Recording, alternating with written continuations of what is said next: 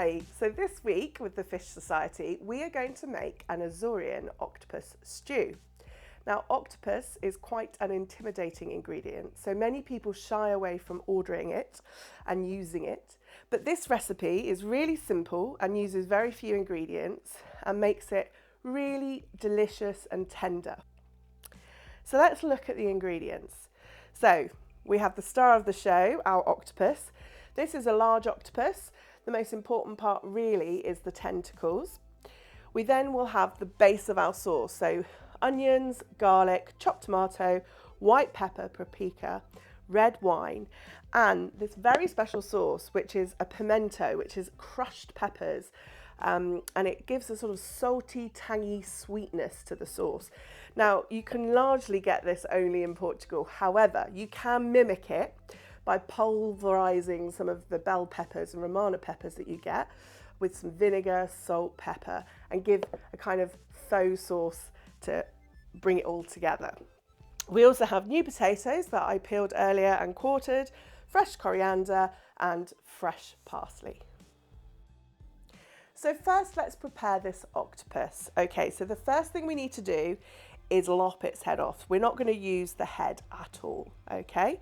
So we're just simply taking the head off the top of this octopus. And I'm just going to pop this in a bowl, and you can use it later if you wanted to use it to make a fish stock. Okay, so once we've removed the head, it's then simply taking a tentacle at a time. And we want to cut it into pieces that are a lovely size to eat in our stew.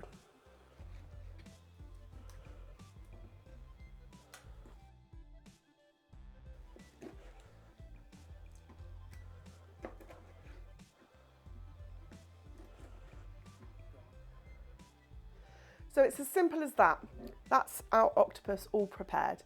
We're now going to put this to one side and prepare the base ingredients. Okay, so now we're going to prepare the rest of the ingredients. The base sauce starts like many sauces across Europe. We've got chopped onions and chopped garlic. 3 to 4 garlic cloves should be enough, and 2 finely cut onions. I'm also going to prepare the coriander and the parsley, which we'll use later in the recipe.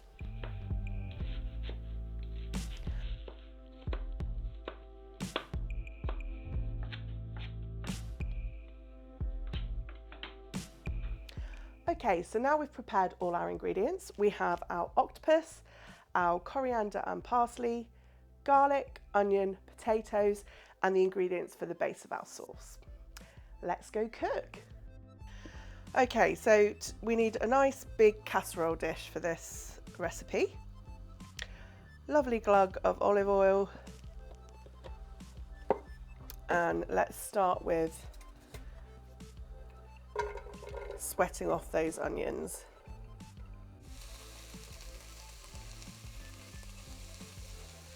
So we just want to soften the onions, don't want them to brown,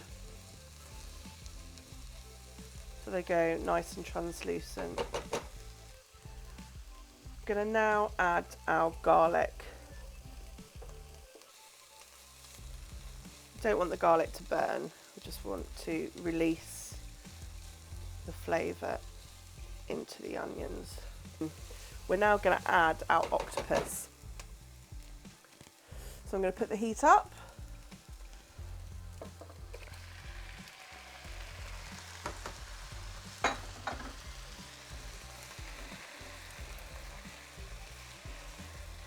And mix it in with those onions and garlic.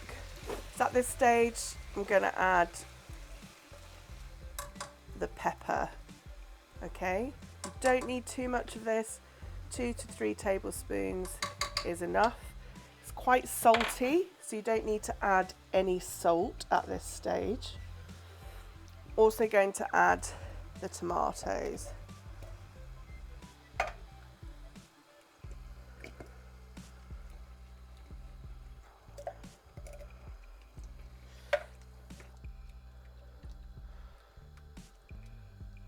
And the paprika. 2 generous teaspoons of paprika.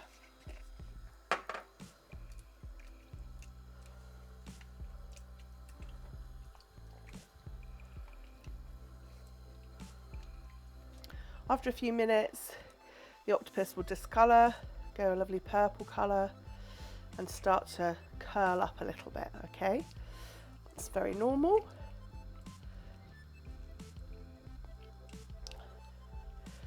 Okay, once it's bubbled a little bit, we're now going to add white pepper. Okay, nice, generous dose of white pepper and some fresh black pepper. As I said earlier, we're not going to add salt, and that's because the pimento paste has salt in it, but also the octopus will have salt. So it's already got lots of natural salt in the dish. After we've added the white pepper and the black pepper, we're going to add 2 cups of red wine. Give it a good stir. Be quite liquidy at this stage. And then you're going to turn it down. So we're going to pop a lid on it and then leave it for an hour. It really is the most simple recipe. The octopus will soften and the liquid will reduce. After an hour, it's time to add our next ingredients. So you will have noticed the liquid has reduced down a little bit, and it's starting to thicken up, which is lovely. Okay, so time for the potatoes. These potatoes haven't been cooked, they've just literally been peeled and cut into quarters. So the potatoes will start to absorb all that lovely sauce and take on the flavour of the octopus and those other ingredients. They'll just cook in that stew. We're also going to add our parsley and coriander, but don't add it all, leave a little handful at the end to sprinkle, but most of that needs to go into the stew now. So leave a nice handful for the end, and again, stir that through. If your sauce is looking a bit too thick at this stage, you can add another cup of wine, but I think this is just perfect. So we're just going to leave that again for another 35 to 40 minutes, or until the potatoes are soft. After a further 30 to 45 minutes, we should be there. Okay, so it's a kind of soupy consistency. And what I like to do is just test the potatoes with a knife. Lovely, that they cut through so they're nice and tender. And this is also a great opportunity to give the sauce a little bit of a taste. And just check if it needs any further seasoning to your taste. I think that is pretty perfect. So let's take it off the heat and let's plate up.